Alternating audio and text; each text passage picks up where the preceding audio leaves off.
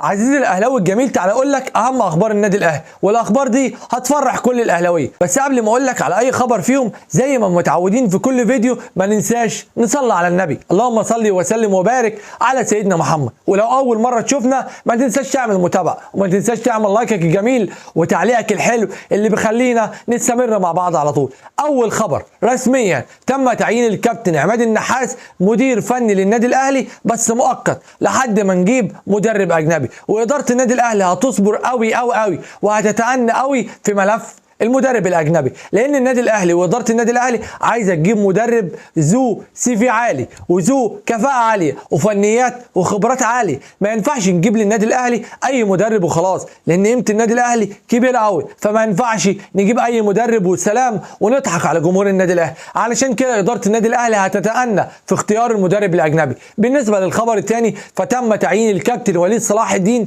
مديرا للكره في النادي الاهلي. هتقول لي يا عم سمير، هو الراجل ده هينجح ولا الكابتن سيد عبد الحفيظ هيفضل افضل مدير كره في تاريخ النادي الاهلي؟ احب اقول لك على حاجه، لما تجيب مدير كره ذو كفاءه عاليه وممتاز في مكانه، لو جبت حد اقل منه اكيد طبعا مش هيعمل اللي عمله الكابتن سيد عبد الحفيظ. فاتمنى الكابتن وليد صلاح الدين ينجح في منصبه الجديد مدير للكرة في النادي الاهلي. اتمنى نجاح النادي الاهلي، فانا اتمنى ان الكابتن وليد صلاح الدين ينجح مع النادي الاهلي ويكسر الدنيا في منصبه الجديد. واتمنى كمان ان انا ما اقولش يا ريت ترجعوا الكابتن سيد عبد الحفيظ من تاني. بالنسبه بقى للخبر الاخير اللي هيفرح بعض الاهلاويه وهيزعل بعض الاهلاويه، الكابتن محمد يوسف اصر ان احمد عبد القادر ينزل التدريبات الجماعيه ويشارك مع النادي الاهلي في المباريات اللي جايه، لان احمد عبد القادر هيكون له دور في المباريات اللي جايه، لان احمد عبد القادر عقده لسه مستمر مع النادي الاهلي، فنستفاد من الفتره اللي هو مستمر فيها مع النادي الاهلي،